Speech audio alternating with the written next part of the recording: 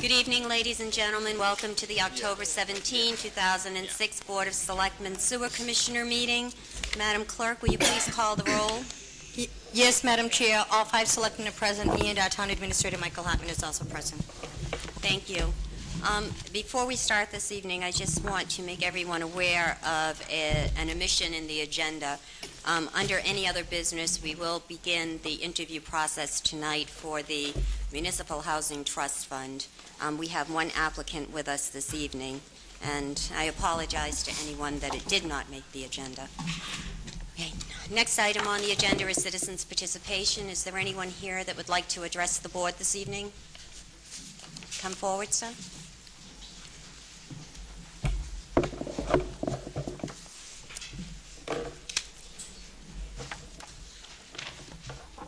Good evening.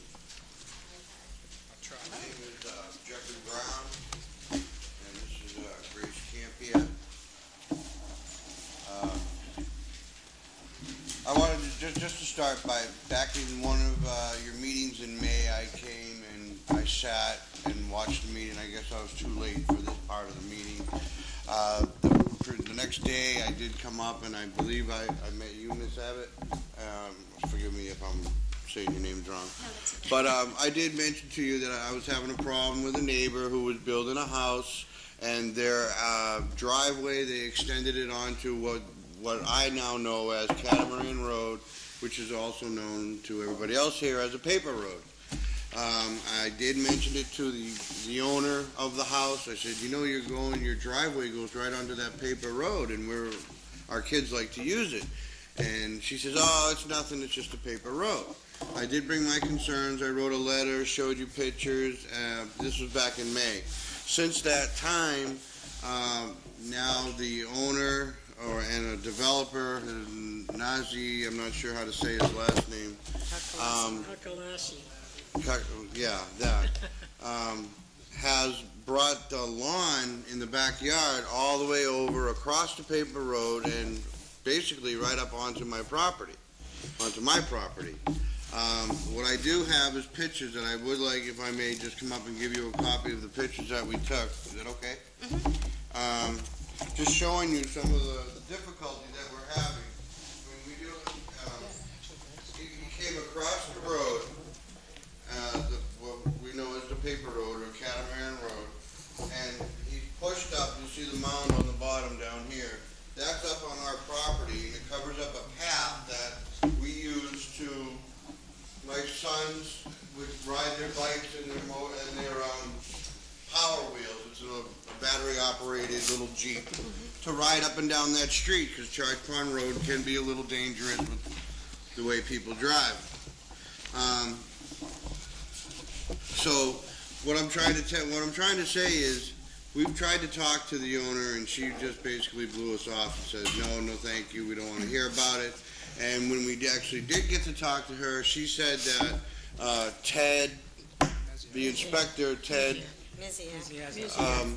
gave her permission to put that driveway the way it is. And I'm saying, well, now the town's involved, because I don't know how he could give permission, because Gracie and some others have done some research into the laws of paper roads in Massachusetts, and it clearly states, and if you want some of those, we could probably get those to you at another time. Oh, you want to see them? It clearly states right here on this first page that is that the Chicago paper title? roads are in the deeds, and it's clearly in my deed, and we own half of that paper road is ours to access.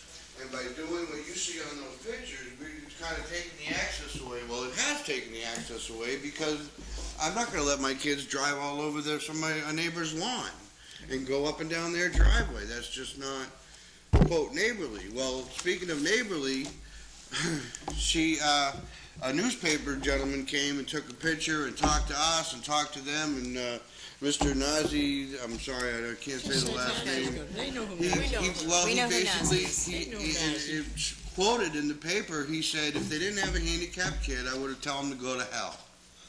And I'm saying, now wait a minute, I don't mean to use that kind of language here in front of you people, but that's quoted in the paper as this gentleman saying that. I've never met him before. Or he's he's never met my family or he knows nothing about us. But we're kind of upset that he would just come and take over that property without even saying, hey, do you mind, or anything like that. And it has taken the access, like I said, away from my sons.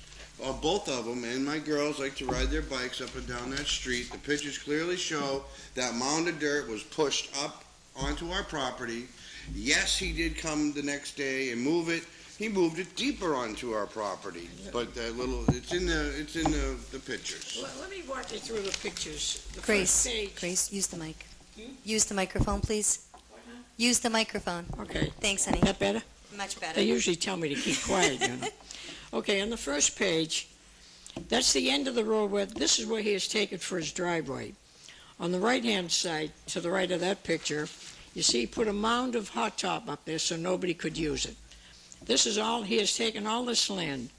His legal bounds, his legal description, the meets and bounds are, he owns 100 feet on Charge Pond Road and 120 feet depth.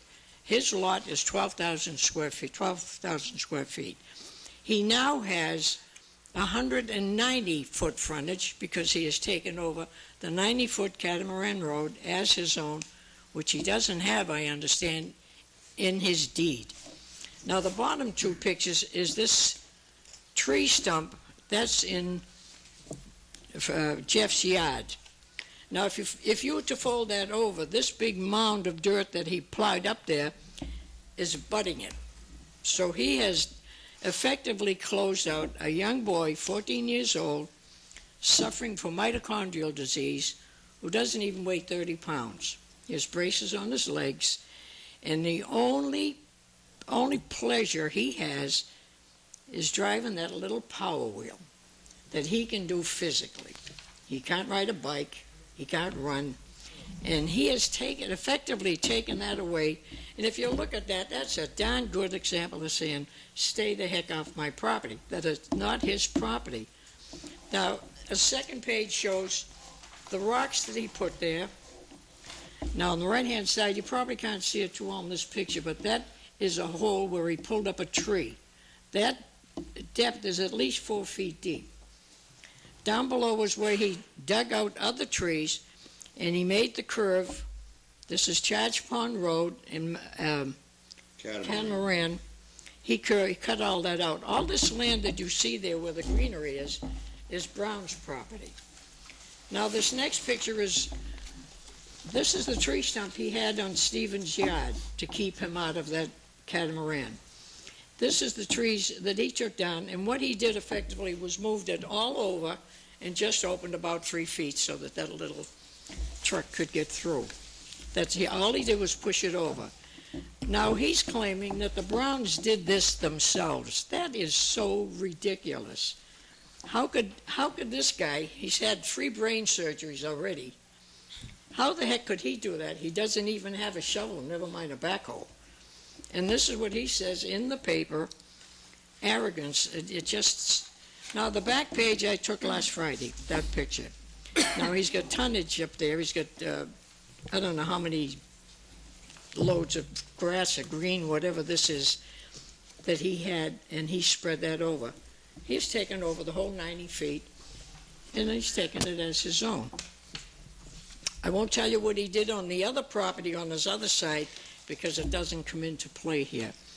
But I think if you measure now, he probably has more than 190 feet, because he takes trees down like you mow grass. And what I did was I made a copy downstairs in the assessor's office of the property line, and well, I'm not sure what page this is.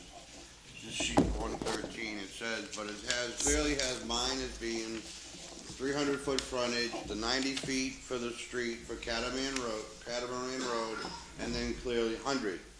And in the deed, it's a quitclaim deed that was amended to include that all 3, 50, 51, and 52 were put into one lot, lot 50, which is mine.